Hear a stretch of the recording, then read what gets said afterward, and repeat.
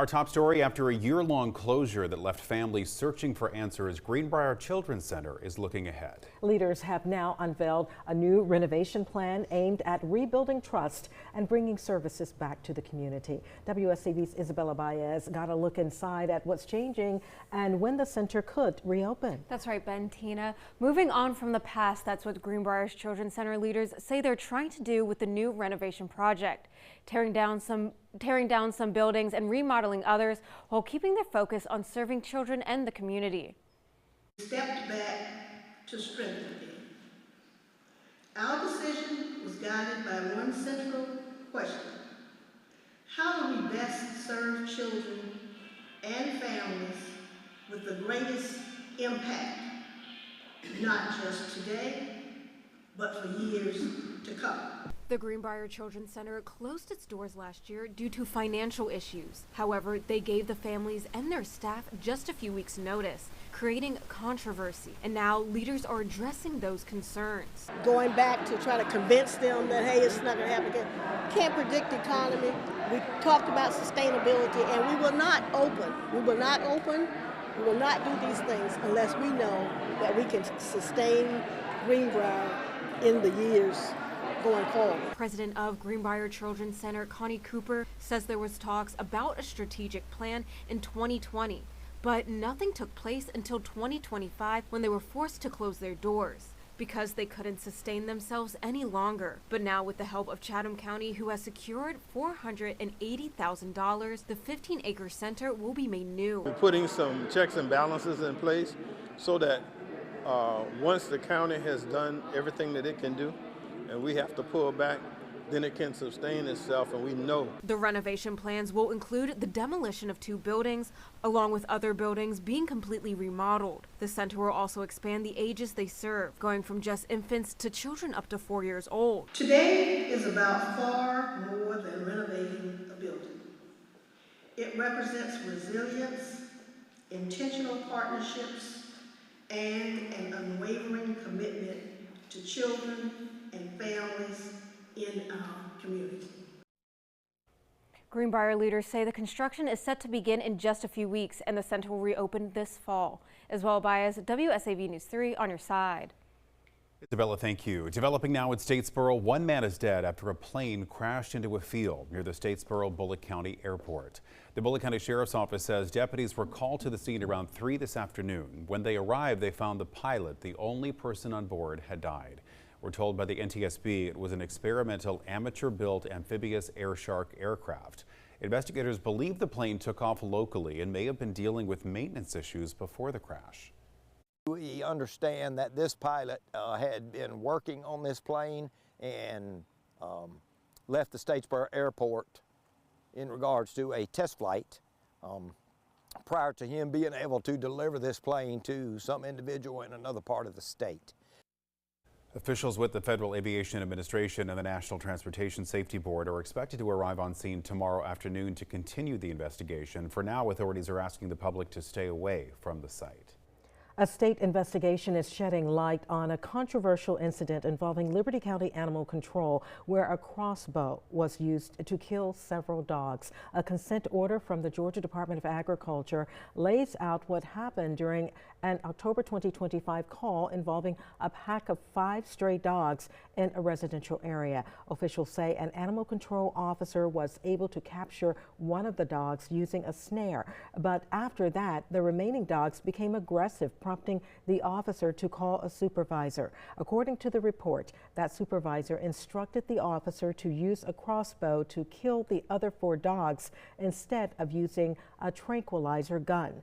Court documents also reveal the officer had never received formal training on how to use a crossbow and was using the weapon for the first time during the incident. In February, the shelter was issued a stop order, banning them from taking in any more animals. That order will only be lifted once the worker completes several rounds of training and pays more than $5,000 in fines. The agreement allows the county to avoid further legal action while requiring changes to how animal control operates moving forward. A South Carolina police chief is being credited with helping a 6-year-old girl after she was left behind on a school field trip. The child walked about half a mile along a busy highway alone before being spotted. As WSAV's Danielle Cobb reports, officials are investigating how it happened in the first place. I'm on the path of a 6-year-old student's walk back to her school after getting left behind by the bus on a field trip. She walked for almost 10 minutes along this busy highway before she was intercepted by a police chief out of his jurisdiction. We have to do what we're supposed to do and caring for these kids.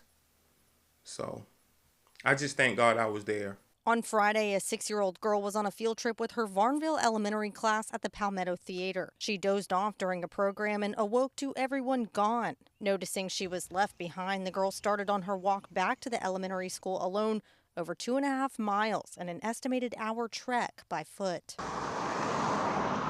It was on a 4-lane highway, and she was walking beside the highway with the little book back on her back. It just looked like a little girl, and it just scared me. Estill Police Chief Chauncey Solomon happened to be in Hampton for a meeting that day when he spotted the child. It's a dangerous situation, and my heart skipped a beat. I immediately thought that, you need to do something about this. That's when he pulled over and found out from the girl that she'd been left. He waited with her until Hampton police arrived, who safely returned the girl back to the elementary school. Never seen that before, and obviously it's out of my jurisdiction, but those things are never out. The jurisdiction don't matter. Just seeing the danger, and I just act on it. The Hampton County School District and the Hampton Police Department are still investigating the incident. We'll continue to update you as more details are released. Danielle Cobb, WSAV News 3, on your side. New tonight, authorities are investigating a serious case of elder abuse in Glenn County. Police say 72-year-old Robert Yon was found unconscious last night at a home on Abbott Avenue with injuries consistent with an assault. He was rushed to the hospital where he remains in critical condition. Anyone with information about this incident is urged to contact the Glenn County Police Department or report anonymously through Silent Witness. That number is on your screen. A major project could soon reshape one of the busiest stretches of Interstate 95 in southeast Georgia, and transportation leaders are looking for your input. The Georgia Department of Transportation is proposing to widen I-95 from 6 lanes to 8, stretching from exit 90 near Richmond Hill to the Georgia-South Carolina line at the Savannah River. The project is estimated at about $100 million and could start within a year and take about 2.5 years to complete. Will reduce congestion, which will increase traffic flow. When we increase traffic flow, that cuts down on the rear-end collisions that most frequently happen when you have high congested areas. The public comment period ends this Friday, the 27th. You can find a link on our website, WSAV.com. Tybee Island officials are warning that time is running out to protect the shoreline as leaders face a race to secure critical funding for a major beach restoration project. They say that without the federal dollars, parts of the island could face serious erosion and flooding with major impacts to the local economy. WSAV's Nikaya Harris explains what's at stake. Is we've lost roughly 60% of our beach since the last renourishment. Renourishment happens every 7 years, the last one dating back to 2020. But the mayor says this cycle is different and more urgent. And we haven't had the problems that we've had this year. The project costs $20 million. Tybee says they've secured their $8 million share through city, state, and county funds. What they don't have is the federal portion. The U.S. Army Corps of Engineers will decide at the end of this month whether to contribute that money. 60 million of that, or 65 million of that, made it into the budget. 30 million has already been allocated to other areas. So of the 35 million that's remaining, we're trying to get 12 million of that allocated. Tybee is now competing against other coastal communities for the remaining federal dollars. Without it, dunes could wash away and parts of the island could experience flooding as soon as next summer. City leaders say that could mean tourism would take a hit. It's not only going to be a property problem for us, but it's also going to be an economic. All these tourism jobs, thousands of jobs. Tybee expects to learn within days whether it will receive the federal dollars needed to rebuild the beach in time. If not, the city would have to pay more out of pocket or scale back the project. It would be much more expensive to come in and do parts of the beach and then come back later and do other parts because the equipment is so expensive and so scarce. That was Nakaya Harris reporting. Mayor West says past government shutdowns and resource shortages contributed to the challenges Tybee is facing now. Today on Tybee Island, community members gather to honor a piece of local history that is often overlooked. The 5th annual event highlights the history of Tybee's 1768 Lazaretto, a quarantine site where enslaved people arriving in the region were held. Many did not survive, and organizers say those who did were sold at Savannah's City Market. Organizers say it is a story that is central to understanding American history. It's important to raise awareness because some people feel uncomfortable about our history, and they're allowed to feel uncomfortable, but it's very important that we do not let our history just go to the wayside.